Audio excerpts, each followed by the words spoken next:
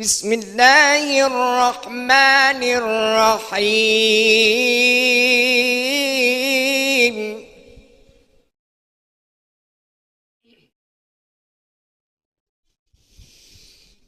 الحمد لله رب العالمين الرحمن الرحيم مالك يوم الدين الرحمن الرحيم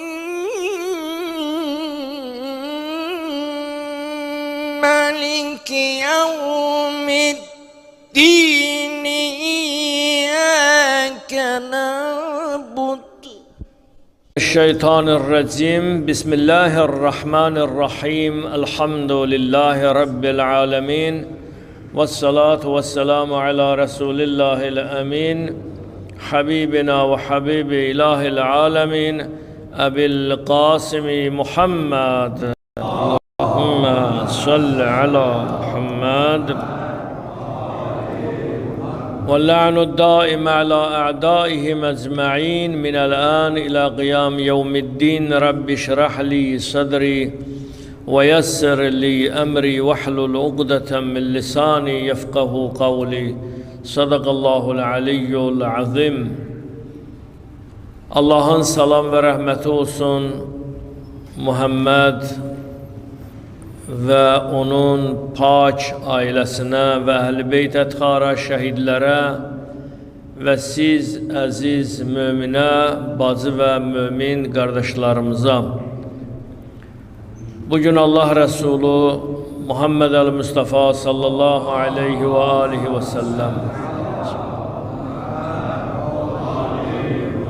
ve ikinci İmam Hasan-ül-Müctəba aleyhimussalamların vəfat günlərinə təsadüf eləyir və eyni zamanda səfər ayı artıq 10 gün bitməsinə qalıb və hər zamanda biz xütbələrimizdə, söhbətlərimizdə demişik ki, səfər ayı vəfatla, şəhadətlə dolu olan bir aydır və bu ayın mənəvi ağırlıqları var. Çalışmaq lazımdır ki, səfər ayının sonuna qədər sədəqə çıxardaq ki, Allah Teala bu ayı rahat şəkildə başa vurmağı bizə nəsib etsin. Mən burada bir neçə məqamlara bugün toxunmaq istəyirəm. Allah Rəsulunun vəfatı və eyni zamanda İmam Həsən-ül-Müctəbanın vəfatına təsadüf edir. Görək Allah Rəsulunu Quran-ı Kərim necə insanlara tanıtdırır. 63 il ömür sürdü çətinliklə. Ümmətə xitab olaraq Allah Teala tərəfindən ilahi vəhiyləri çatdırdı və bu 63 il yaşadığı müddətdə 40 yaşında Peyğəmbərlik risaləti verildi, ilahi vəhiy verildi. Bu vəhyin sonuna qədər Allah Rəsulü bir gündə olsun belə rahat yaşamadı. Boş yerə Allah Teala Taha surəsinin 2-ci ayəsində deməyib ki, Peyğəmbər barəsində ma ənzəlnə aleykəl Qur'anə litəşqa.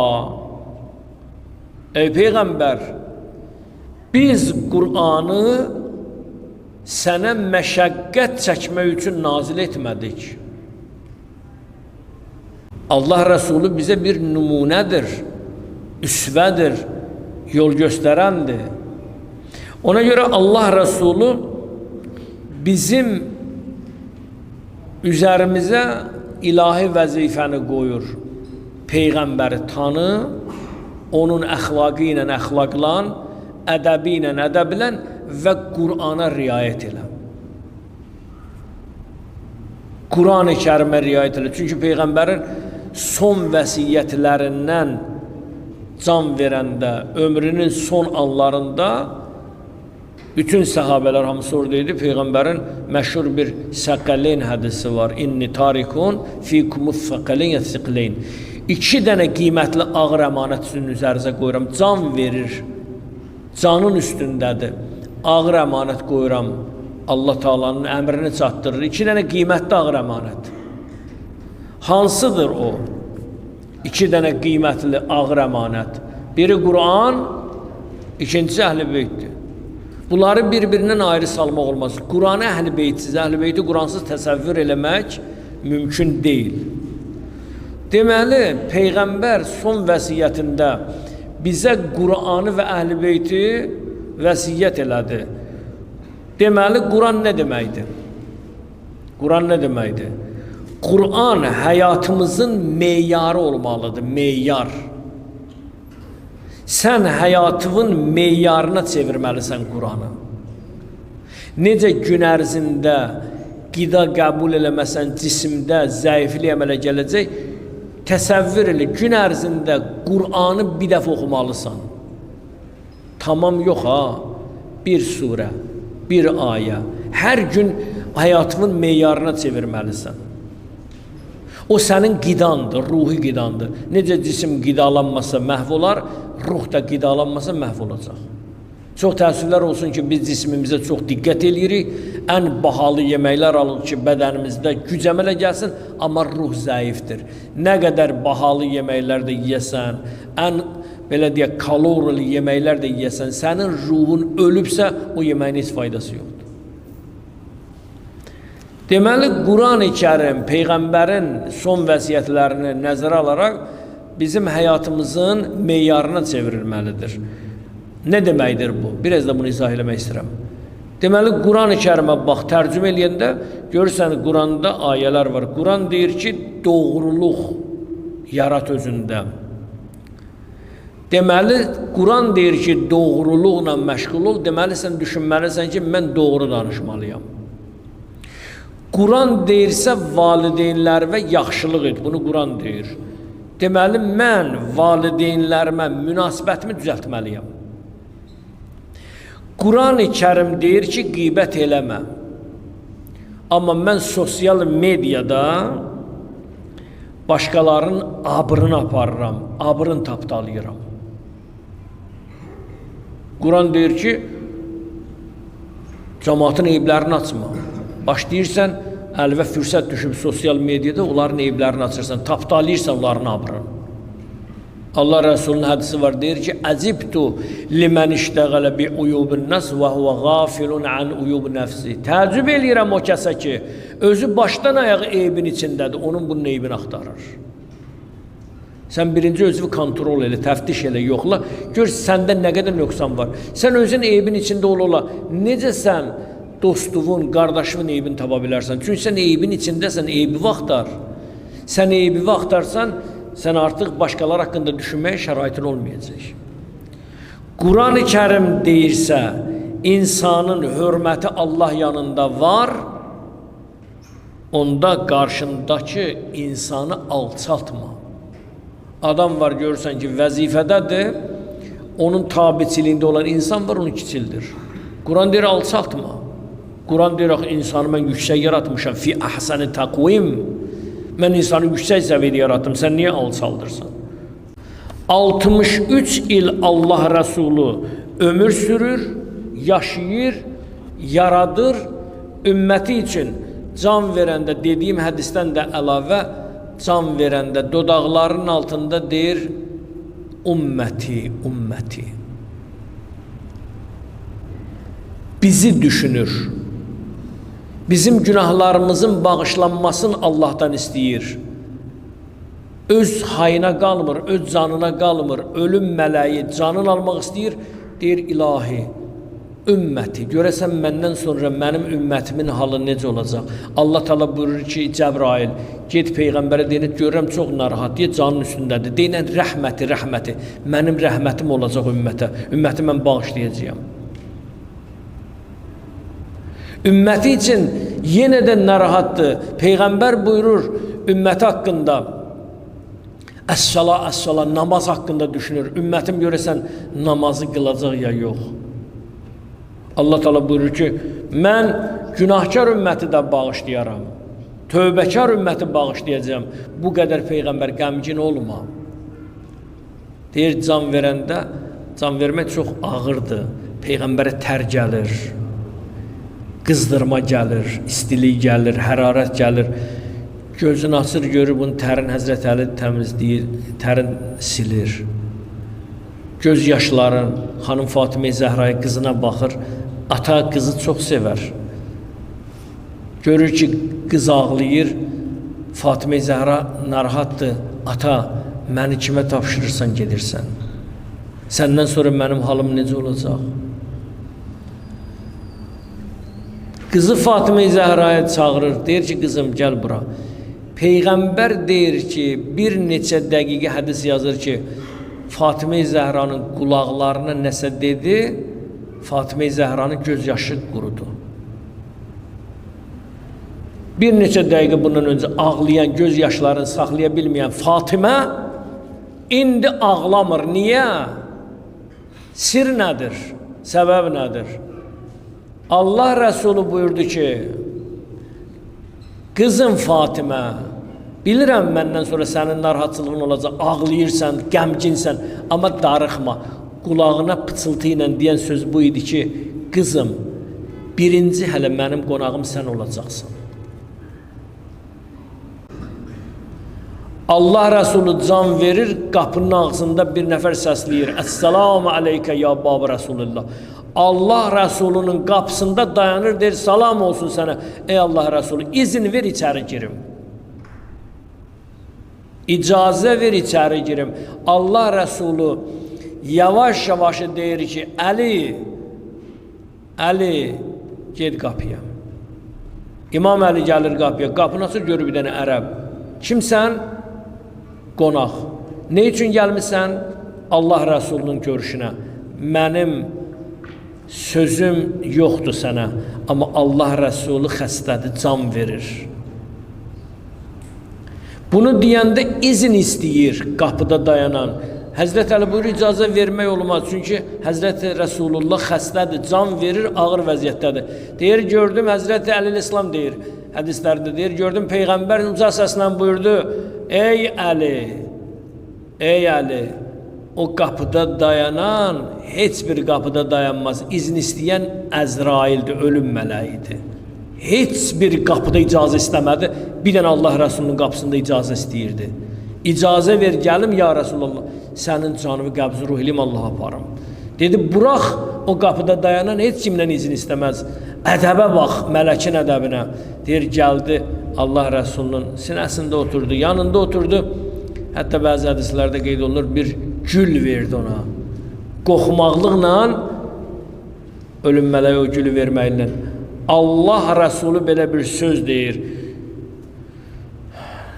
Canının son anlarında, verdiyi anlarda belə bir şeydir. İlâ rəfiqil ə'lâ. Nə deməkdir İlâ rəfiqil ə'lâ? Mən ən yaxşı dostuma tərəf gedirəm. Ən yaxşı yoldaşıma tərəf gedirəm ki, o məni yaxşı bilir, məni anlayır, məni başa düşür. Allah Rəsulü bu cür həyatını yaşadı. Allah yazdı şiazəmə, ya Muhammed, ya Ali, ya Fatimə, ya Muhammed, ya Ali, ya Fatimə, örgənib etdi mələklər zümzümə, ya Muhammed, ya Ali, ya Fatimə, örgənib etdi mələklər zümzümə, ya Muhammed, ya Ali, ya Fatimə, ya Muhammed, ya Ali, ya Fatimə, deyirəm, ya Muhammed, bir də ya Muhammed, ya Ali, ya Fatimə, bu gözəllər xilqətə qane etdilər, cilveyi ənvar ilə qane etdilər,